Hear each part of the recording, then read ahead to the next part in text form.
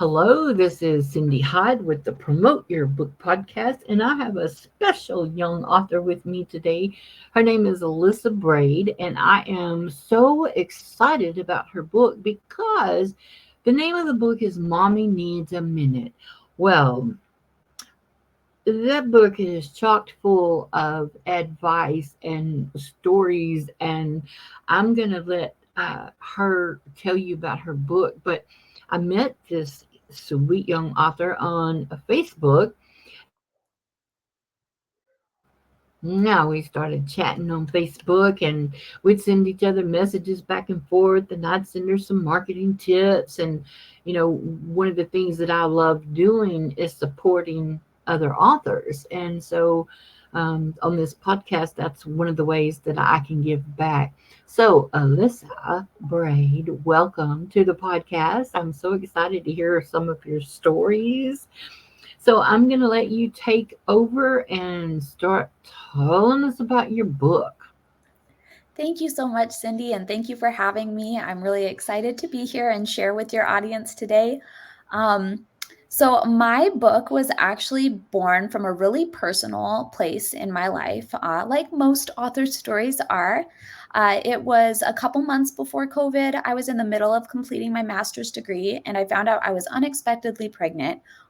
Was told I couldn't have kids, so it was a very big surprise. A couple weeks after I found out, the world kind of went to hell in a handbasket with It the did, didn't it? explosion of COVID. What is your master's degree in? So I have my master's in English with an emphasis in technical writing. I had big aspirations of working for a government agency like the Environmental Protection Agency or NASA or something along those lines, working with Mm-hmm. scientists and helping translate technical jargon into easy, simple language for people to understand, Yeah. to help raise audience awareness for just what's going on with those industries. So I was really excited about that. Very demanding job, and it was not really a family or like a family oriented job, which was okay at the time because I wasn't planning on having a family. um, so I found out I was pregnant with my first, my then boyfriend, now husband, and I decided to keep the baby.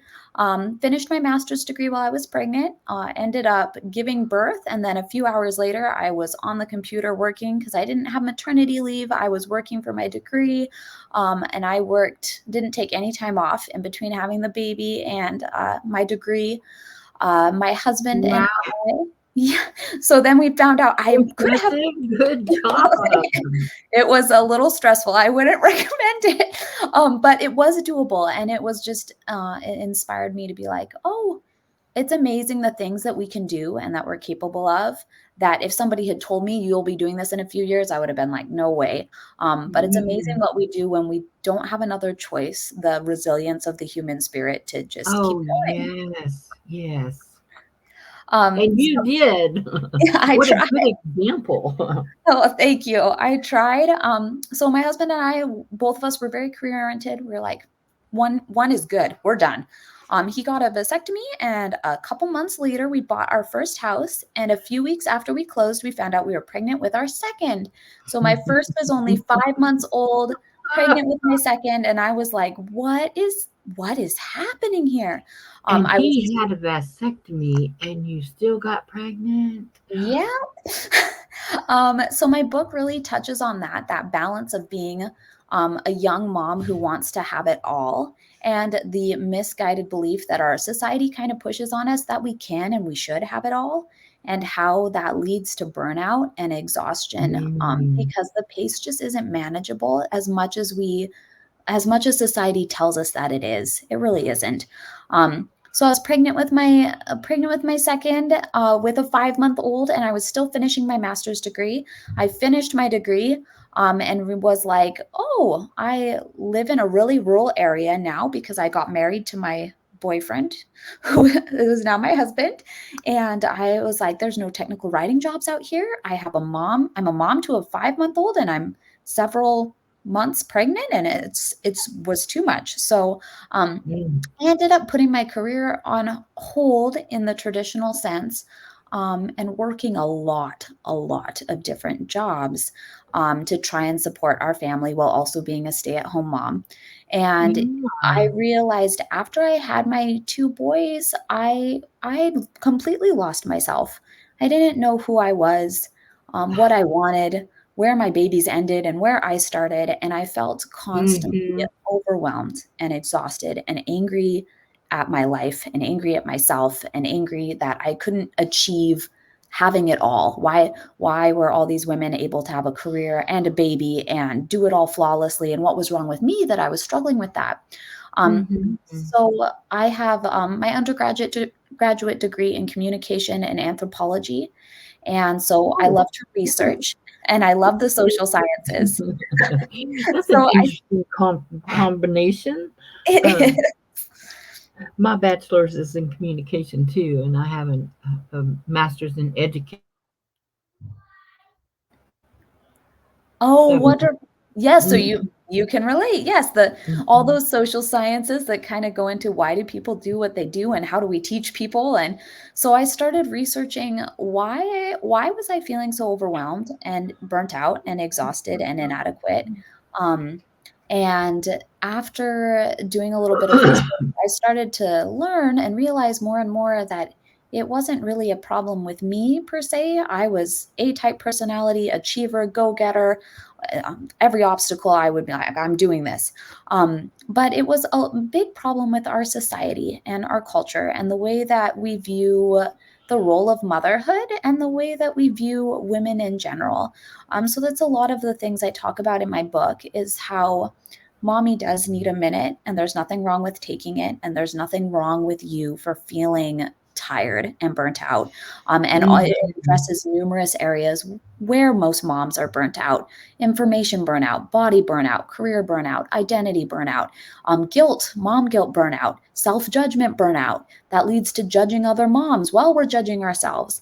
All the things that Wow. we don't really talk about enough, the hard conversations that we a lot of times we keep surface because we don't want anyone to think we don't love our kids or we're not doing a good job Right? with our kids.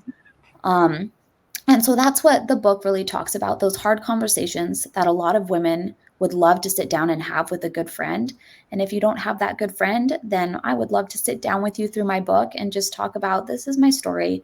And it wasn't pretty. And there's a lot of things that were really hard about motherhood and a lot of things that were really beautiful that I wouldn't trade for anything in the world. Absolutely. But yes, the perception of what motherhood is and what it should be really needs to change, I believe, in our society because the current perception is causing women to feel inadequate. And Yes. it's yes, and it's causing our children to feel like we owe them all of us, like we owe them everything because we continually perpetuate this cycle of I feel guilty. And so therefore I want to give you everything. And our children see that we feel guilty and they think, oh, mom must not be doing enough for me because she's feeling guilty. So mom must not be doing enough. And it kind of creates this cycle of this perception in society and in our own family dynamics that that is our sole job. Our sole job is to care for the needs of others. And the Right. reality Right. is we're people too, and we have dreams and aspirations outside the home too, and that should be healthy and Yes. I encouraged. agree. Oh, yeah. So that's really what the book talks about of just refinding yourself after motherhood and how your identity can so easily become lost in all the things you're told you should be instead of the person that you Mhm. really are. Wow, you cover a lot of tough subjects, a lot of tough topics, a lot of almost taboo subjects in the world of womanhood. You mentioned several that I just can you go over them again? Like which one? Like the guilt. I just oh wow, that was a Oh, lot. it is, and I tend to be a bit of a fast talker, so I'm sorry, everybody. I usually am going a million miles a minute. Right now, I have a beautiful fake background, but I'm actually hiding out in my toddler's bedroom right now, while my husband entertains them trying to get dinner going before he leaves for the night shift. So do not be Oh, fooled by the fake background. um, exactly. Me either. We chose the same one so we'd look like we were in the same place. I love it. Thank you, But StreamYard. yes. Oh, I think I talk about information burnout, which basically delves into when you become a new mom, you want to do everything right. And so you research and you Oh, research all of the yes. things that Oh, go into becoming a yes. good mom. Yes, and a lot of times the advice conflicts with each other. And a lot of times Yes. it doesn't add up, and you feel like you're doing a bad job if you try some advice and it doesn't work for you. The problem was Mhm. obviously you, not the advice. Um, Yes. and that leads to this, well, I call it information burnout, where you're constantly in this cycle of researching and feeling inadequate, and you never take a moment to really tune in with your instincts and what you know Mhm. about your own child and your own baby. You don't trust yourself, and how that can really, especially the millennial generation, we were born in this age of digital technology. And I just remember my Mhm. grandma telling me, "You're so lucky you have all this information. You're so lucky." And I think on one hand, I am lucky. I have a lot of information at my fingertips. On the other hand, it leads to paralysis. I spent hours in forums trying to figure out what to do Mhm. when my toddler had a problem, instead of just taking a minute to assess logically what my baby might need. Mhm. I know that many moms can relate to the to the information burnout. I've never heard that term before, so I like that, and don't be surprised if I use it. But it's true. I didn't have access. I'm sorry. That's all My right. poodle has decided there's a strange person in her yard. Oh, that's Um, okay.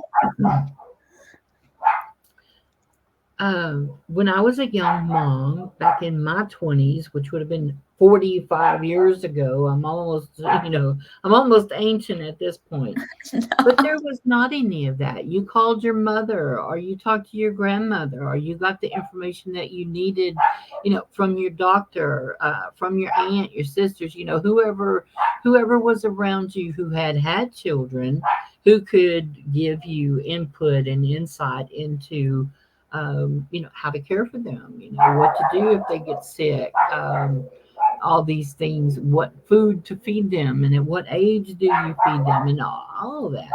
And now I understand completely what you mean about information burnout, even not just in that area, but in every area in this age, because there is, like you said, conflicting information, because you read one thing about it and then you go and read the next website and it tells you something completely different. So it's like, what do you believe? Where do you draw the line? Who wins out? Do you just do like 10 pieces of research, and if the majority says this, then that's what you go to? It is confusing too. Yes, and that's I completely agree, and that's I noticed a lot of young moms that I talked to were all struggling with not knowing what the right thing to do for their family was all the time, and you can Mhm. get so bogged down in the research. Um, so that is one area I talk about. I also talk about the mental health burnout, how mentally Oh, exhausting it is. yeah. Yes, caring for another human being, and they're learning how to interact with the world through watching you interact with the world, and how Mhm. I didn't realize how poorly I interacted with the world and how poorly I interacted with myself until my I was looking at myself through the eyes of my children, and my children were commenting on different things. And I was like, what am I Oh, doing that's causing you to identify this that you shouldn't even be aware of yet? Um, and so it really caused me to take a wow. introspection, an introspective look and see what is going on with my own mental health and what are some of the areas that I need to take a minute to address, Mhm. Mhm. because my mental health is just as important as everybody else's. Absolutely. I cannot agree more. And so many times women, after they have children, they get into the postpartum depression, and they're not self-aware, and sometimes don't even realize that that's what's going on, or with all the hormonal changes that take Yeah. place, your whole body change. I read a statistic recently that said it takes a woman's body 2 years to get adjusted after having a child. And then here you get pregnant, and you've not even had a fraction of that time to be able for your body or your mental state either, because your whole life has been transformed by this beautiful gift from God. But at the same time, the overwhelm is absolutely there. I'm I, like you, had my first child when I was 20. Well, within 4 months, I was pregnant again. Oh, yep. So you know No, how no, that I'm is. sorry. No, yes, yes, I do. And, I carried bottles and diaper bags for way too long.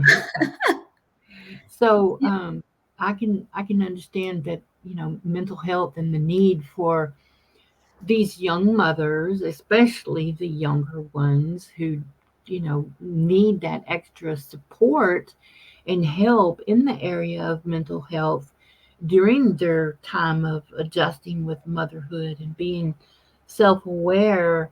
Um, and like you said, looking within yourself to see, well, hey, I've got some changes going on, and I'm seeing that reflected in my children and in their behavior. So kudos for bringing that out in the book too, because it's so important. Thank you. And I do think it's something I remember distinctly. I had really bad postpartum depression with my firstborn, and I didn't recognize it or realize it. No one talked to me about that. I had no idea, Yeah. like the depth of what that could entail and what that looked like. And I remember a few weeks after my son was born, I had an appointment with my doctor, and it was an appointment to look at the baby and an appointment to check me. And she thoroughly examined my son, perfect, answered all my questions about him. And then she said to me, "How are you doing?" And I said, "Oh, I'm good, because what else do you say?" Um, and I'm I, fine. yep, I'm fine. And I told her I'm fine. And she said, "Great." And she said, "I'll see you in a couple weeks." And I said, "Oh, I thought we were having an appointment for me too today." And she said, "We did. We just had it." And I remember how shocking that was to me, that I was like, "Oh, yes, my baby, of course, needs a lot of attention and time and care. Please make sure everything is safe and healthy and functioning well with him." But the essence of my entire well-being after bringing a child into this world, um, is, how are you doing? I'm good. Okay, great. We're moving on. And that was really interesting to me, how many women I talked to who experienced something similar, of just like, Hmm. "Oh, the baby's okay now, and you're fine. Put on put on your big girl pants and deal with it, and you should be Right. back to work in a couple weeks, and you should be functioning perfectly normally. And you had a baby over a year ago. Why are you upset? Why are you emotional? Why don't you have your body back?" All the things and expectations that society seems to put on us to hurry up and bounce back. The inconvenience of being a baby is, or sorry, the inconvenience of having a baby ends when the baby's born. And that's really not the reality. I heard a little one in the back. Do you need to Yeah. check on them? Oh, he's with his dad. "I'm good right now. Thank you, buddy." He's wondering if I want to try his noodles. They're making noodles. Oh, that's so precious. Yes. Having Uh, watched the videos that you put out on Facebook, I absolutely love them. I mean, they're so cute. The boys are just adorable, and I love how transparent you are with mom life. It's just the thank you. truth, Thank the swirl on the floor, and just the chaos and the mess that children can bring to our lives is just wow. It is, yes, and I think that's so important to identify, like, motherhood isn't perfectly in style kitchens and cleaned countertops and everything looking a certain way all the time. the beautiful chaos that comes with having a family. And Absolutely. 90% of the time, there's crumbs on my floor, and there might be a smear of jam somewhere on the wall that I haven't seen yet. And that's just the reality we live in right now. Fingerprints all over the icebox. Yes, Yeah. yes, yes. Well, tell me something real quick. We're talking about social media.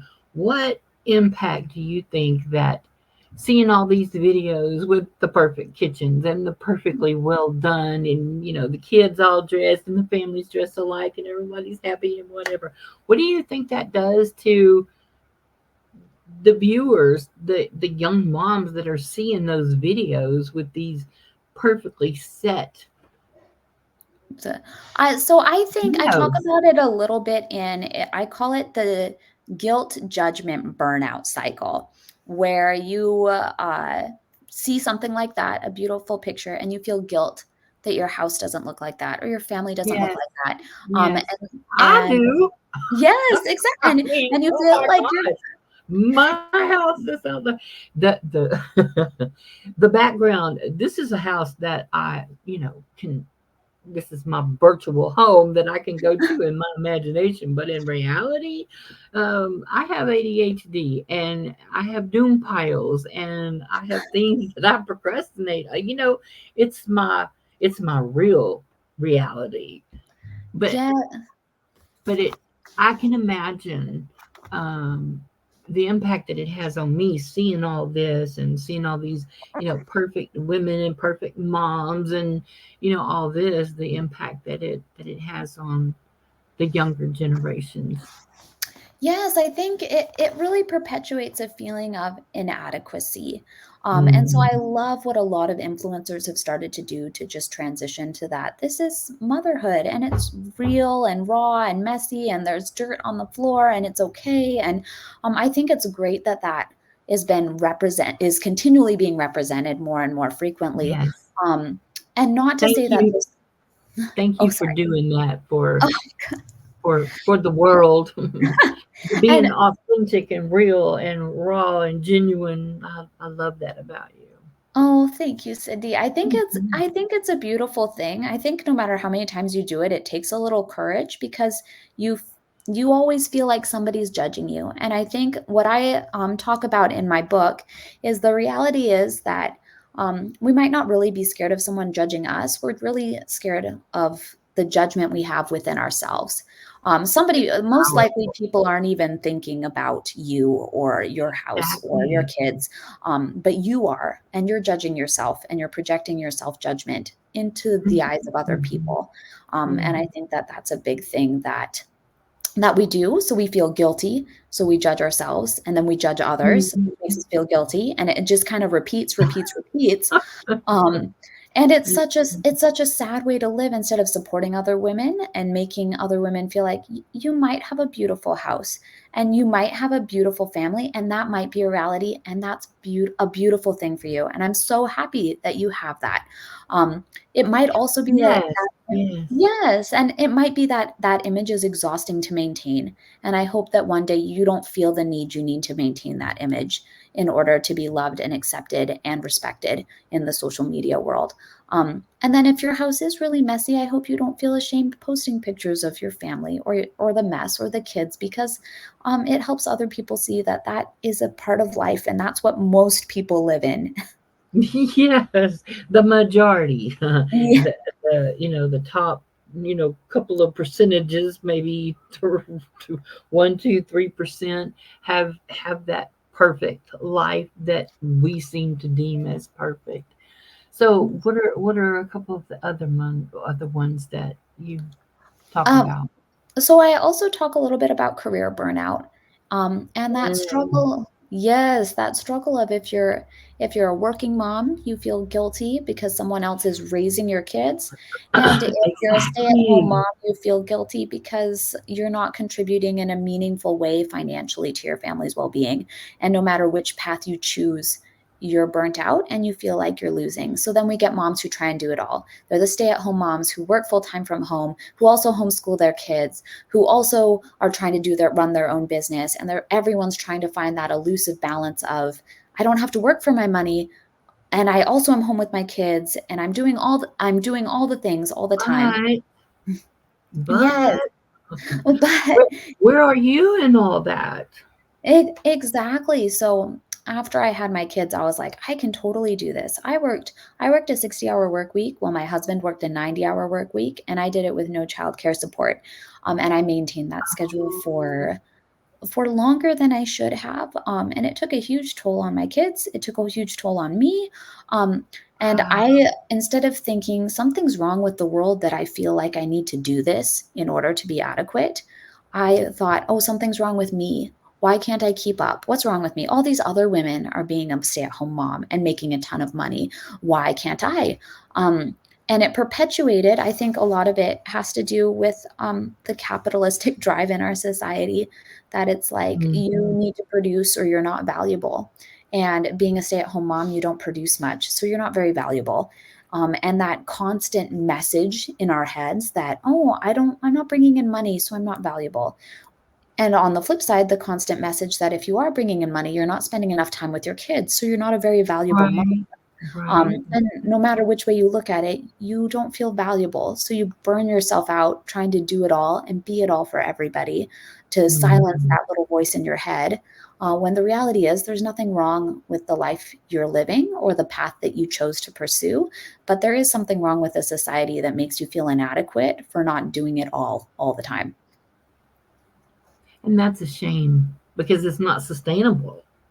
No, it isn't. And I think it leads to a lot of burnout, and it leads to a lot of moms trying to find an online job or something that makes it even remotely more sustainable. Um, Mm.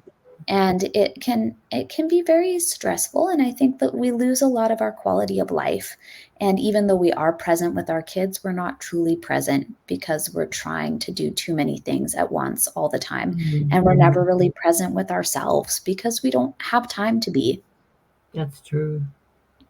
And what impact is that having on the relationships other than with your children? You know, your spouse is also suffering with you as you go through this too. The whole family suffers It, and it, is it by yeah. it. It is, it's really true. I remember my little guy, he was only 2, he would hide the laptop from me, and he would say, "No, mama, please, no work, no more work today."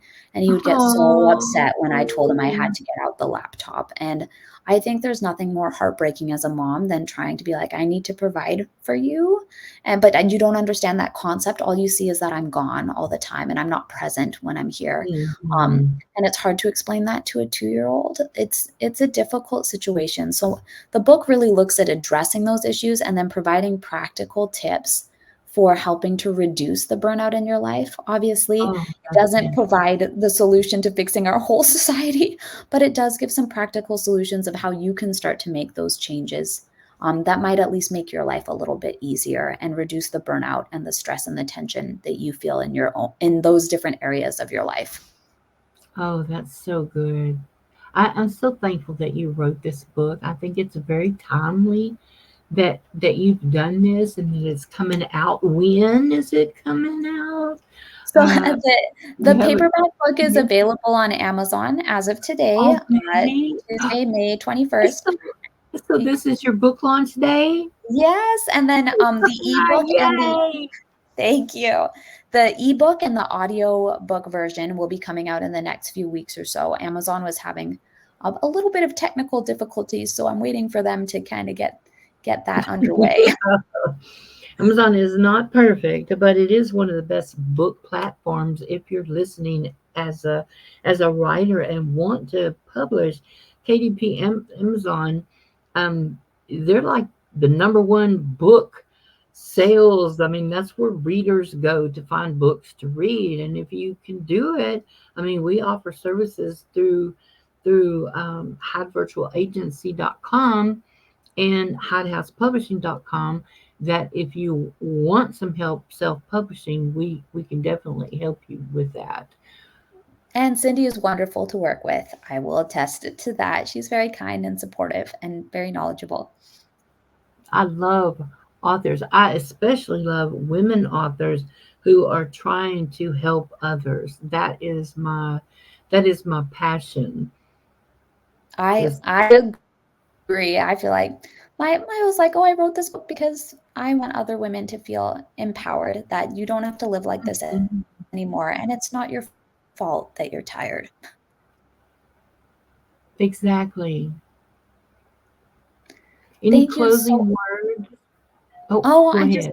I was just gonna say thank you so much for having me on. Thank you to anyone who's tuned in to listen. I would love to even just meet with you virtually sometime. Please feel free to find me on Facebook. I would be so happy to just connect with you and hear about your motherhood journey and your experience. Yes.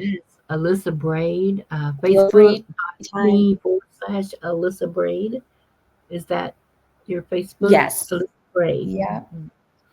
Yeah, go watch some of her cute videos of those sweet little boys. They're so fun to watch. They have videos of going hiking and just all kinds of things in her normal life. Well, thank you, Alyssa, for being on the Promote Your Book podcast. If anyone is listening and you want to promote your book on the podcast, we'll just go to Cindy. I'm sorry, promote your book blog.com, and you can find the information about the podcasting there too. So um, I appreciate you. Go get her book, especially if you're a mother. And you know what? I even recommend that you get her book and give it as a gift to new mothers. How about that Thank you, for a good Cindy. idea? That would just be amazing. That would just I would love to receive a gift like that. That would just be so helpful. I'd rather receive a book like that than a box of diapers, actually. And that's saying something with the price of diapers. Really, exactly. So, well, you have a good evening, and I just pray that your book just flies off the virtual shelves and into the hands of those that need it. Thank you, Miss Alyssa. Thank you, Cindy. Bye. Bye.